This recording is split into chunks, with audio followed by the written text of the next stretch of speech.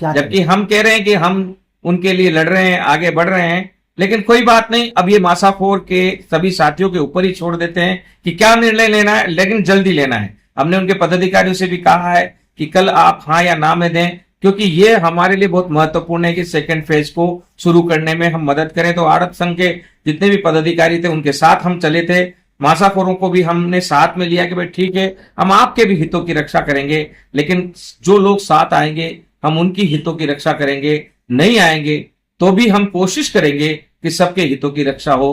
बने रहिए गांधी टीवी और डिजिटल ज्ञान लक्ष्य डिजिटल मीडिया के साथ। धन्यवाद आनंद अग्रवाल जी, आपने 9 तपे की परवाह किए बगैर, मैं तो फिर भी कार से जाता था, कार से उतरने के बाद वहां जरूर मैं कई बार सब चले जाते थे। सेकेंड फेज में तो दोपहर में 2 बजे सभी लोग, महेंद्र जी, प्रजापति जी, हम लोग बैठे रहे। और इसी प्रकार कई बार मंडी में कोई नहीं रहता था दोपहर के बाद में, लेकिन हम वहां खाक छानते थे, वहां मंडी सेक्रेटरी से बात करते थे। इस गर्मी में भी हम इसलिए तप रहे हैं ताकि देश खरा सोना बनकर आगे बढ़े और हमारा जो अपना अंतर्राष्ट्रीय मुहाना फल सब्जी मंडी है यह वास्तविक रूप से एक बहुत अच्छा सुखद है। लेकिन मेरा अनुभव थोड़ा सा कठिन है। आज मैं भारी मन से कहना चाहता हूं, क्योंकि पदाधिकारियों को हमने सूचित किया था कि आज हम दिल्ली जाने का प्रोग्राम कैंसिल करके सिर्फ मासाखोरों के भविष्य के लिए हम जयपुर रुके हुए हैं। लेकिन मासाखोरों के जो संगठन के नेता हैं वे मीटिंग नहीं कर पाए। क्या कारण है क्या नहीं है हमें पता नहीं है, लेकिन उनके कुछ पदाधिकारियों से हमारी बात हुई और हमने उनको कहा है कि इस मामले को सीरियसली ले। क्यों? क्योंकि आज ये माहौल मीडिया में हाईलाइटेड, अधिकारी कलम उठा चुके हैं, वो अधिकारी अब कलम चलाने वाले हैं। उच्च अधिकारियों तक बात पहुंच चुकी है, सीएमओ तक बात पहुंच चुकी है। अब ऐसे अवसर में अगर हम आपसे पूछना चाहते हैं कि ऐसे अवसर का लाभ लेने के लिए मासाखोर संगठनों को क्या करना चाहिए? जय हिंद साथियों, आज दिन भर बहुत गहमागहमी रही, भागदौड़ रही। प्रधानमंत्री शपथ लेने वाले हैं और नरेंद्र मोदी तीसरा कार्यकाल अपना पूरा करने वाले हैं।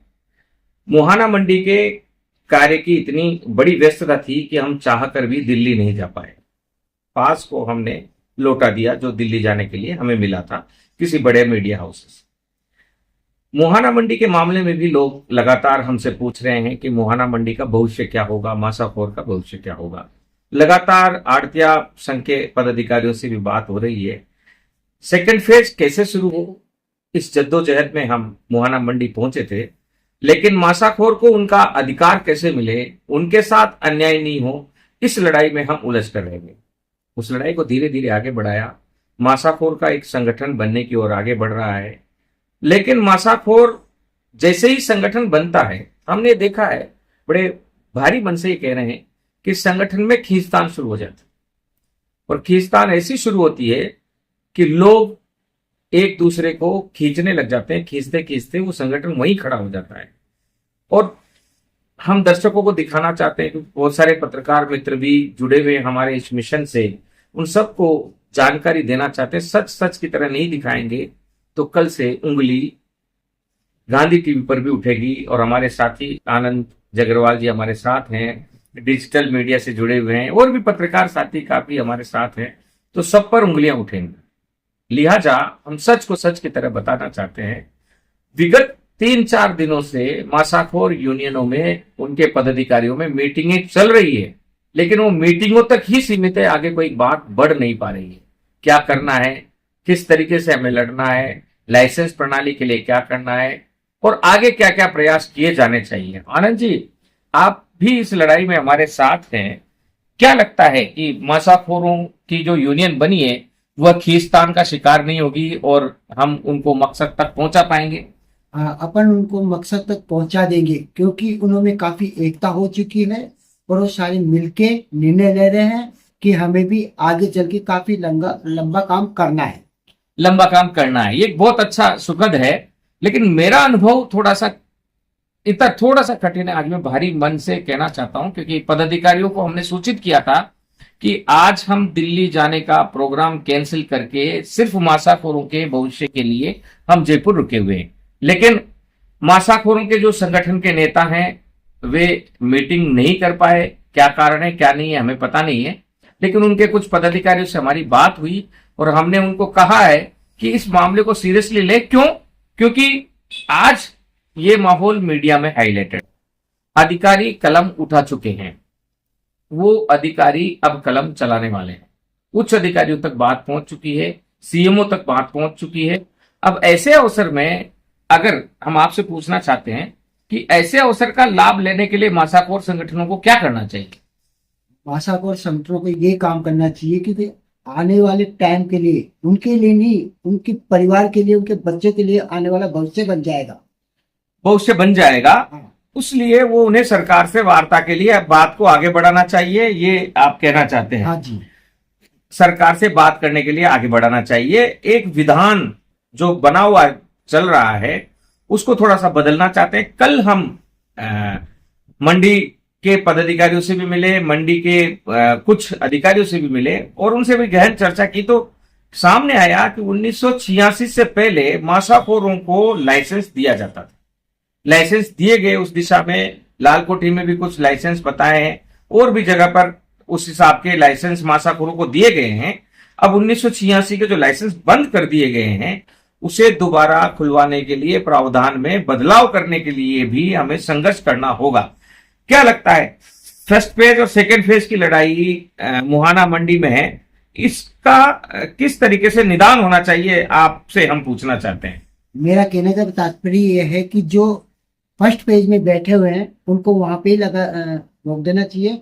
उसके बाद जो नए मासाखोर है उनको सेकंड पेज के अंदर दे देना चाहिए जगह। जो नए लोग जो आ रहे हैं उन्हें मासाखोर का लाइसेंस देते हुए उन्हें सेकंड फेज के लिए तैयार किया जाना चाहिए, उनको भी मौका मिलना चाहिए, उनको भी मौका मिले। एक भीड़ सी भी लग गई है, यही एक लड़ाई भी रहती है और लगातार यही बात कह रहे हैं कि मासाखोर बिजनेस के बीच में कुछ लोग खुदरा व्यापारी वहां घुस आए हैं, उनका मासाखोर के बिजनेस से कोई लेना देना नहीं है। आड़तियों से वो माल लेते हैं नहीं लेते हैं ये भी पता नहीं है और वो खुदरा व्यापारी करते हैं। तो ऐसे खुदरा व्यापारियों के लिए क्या अलग से मुहाना मंडी के अंदर कोई व्यवस्था होनी चाहिए? उनके प्रति एक्ट लागू करना चाहिए जिससे नियम कानून के आधार पर वो आगे अपना काम कर सकते हैं, व्यापार कर सकते हैं, मासाखोरों को परेशान नहीं करके, और उनके साथ वो मिलके अपना आगे व्यापार कर सकते हैं। समय मतलब इसमें क्योंकि अब केंद्र में भी नई सरकार आ गई है, चुनाव समाप्त हो गए हैं और ये माहौल चुनाव के दौरान भी सबकी नजर में रहा है, तो क्या लगता है कि तुरंत ही फैसला मासाखोरों को लेना चाहिए या जैसे दूसरे आड़ती आराम से बैठे हैं कि गर्मी के बाद हम देखेंगे, वैसे ही इनको भी बैठ जाना चाहिए? मेरा कहने का तात्पर्य है कि अभी इसी वक्त ये लोग ले लेता है निर्णय तो बेटर है, बाद में क्या पता कौन सा नियम लागू हो जाए। तो मेरा कहने का मतलब कि अभी निर्णय ले लेंगे वही इनको फायदेमंद होगा आगे चल के। अभी निर्णय लेंगे वही फायदेमंद होगा। हम सच को सच की तरह कहते हैं। इससे पहले हमने इनसे कहा नहीं कि आपको क्या कहना है, या इन्होंने मुझे नहीं कहा कि क्या कहना है। हमने स्टैंड लगाया, शूट कर रहे हैं और अभी हम इसको टेलीकास्ट कर देंगे। एक चीज हम आपको सबको समझाना चाहते हैं, जो मासाखोर का भविष्य बनाना चाहते हैं, अभी माहौल ऐसा बना हुआ है कि ये कलम चलनी ही चलनी है। मुहाना मंडी में, मुहाना मंडी के भविष्य के लिए बड़े अधिकारियों की कलम चलनी ही चलनी है। मुहाना मंडी के प्रशासक, मुहाना मंडी के सचिव, उप सचिव, ये ऊपर की कलम, ऊपर के जो आदेश आएंगे उस अनुसार ही काम करेंगे।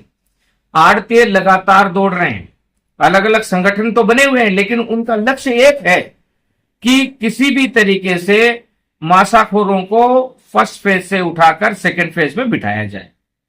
अब ऐसे में अगर मासाखोर के जो संगठन बने हुए हैं वे हाथ पर हाथ धरे बैठेंगे और चुपचाप बैठे रहेंगे, तो आप देख सकते हैं पिछले दिनों में पप्पू प्रजापति के नेतृत्व में ये झगड़ा शुरू हुआ।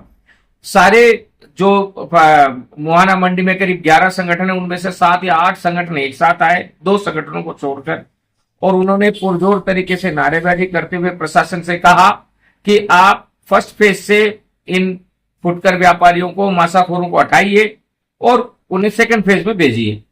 उसके चलते मंडी प्रशासन ने कार्रवाई शुरू की, पत्थरबाजी हुई, केसबाजी हुई, एक लाइसेंस कैंसिल भी हुआ इब्राहिम एंड कंपनी का।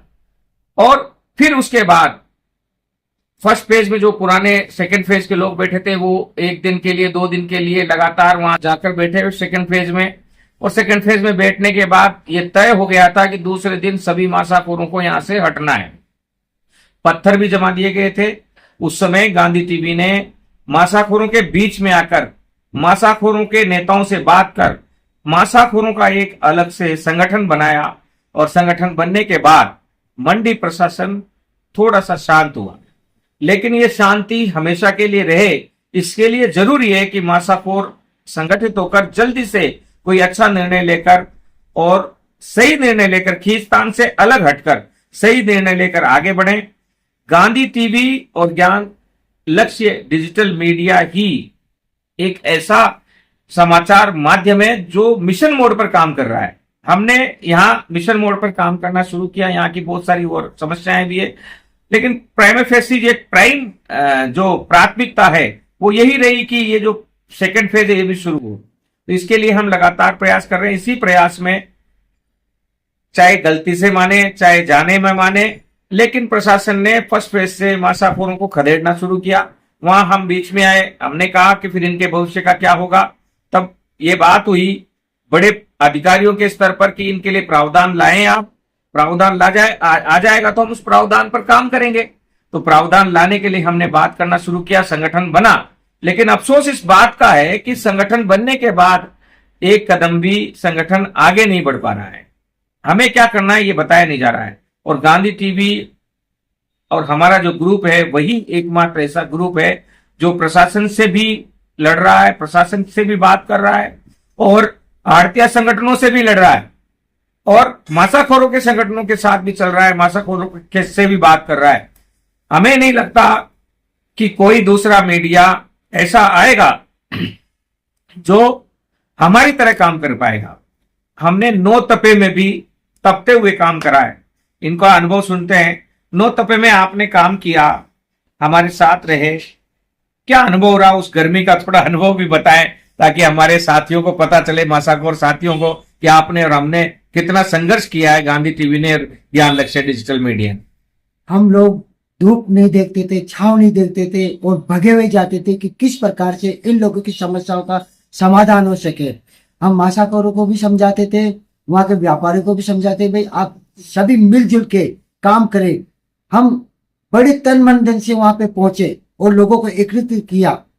और धूप के अंदर चाहे हम बीमार पड़ जाए, हम हमारे बच्चे तक की तरफ नहीं देखा, बीमार भी पड़ जाए, हमारी रिपोर्टिंग भी छोड़ दी, लेकिन इनके कारण महत्वपूर्ण कार्य भी छोड़ दिए। जैसे आज ही हम दिल्ली जाने का प्रोग्राम था प्रधानमंत्री वाले प्रोग्राम में, लेकिन उसको भी छोड़ा। क्यों? हम चाहते कि इन लोगों को जितना बेनिफिट मिल सके वो अच्छा है।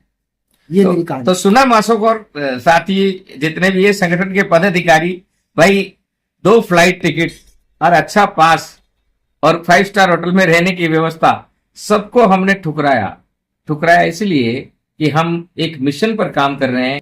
तो प्रधानमंत्री के शपथ समारोह की कवरेज से ज्यादा हमें मासाखोरों के परिवार की चिंता है, उनके भविष्य की चिंता है।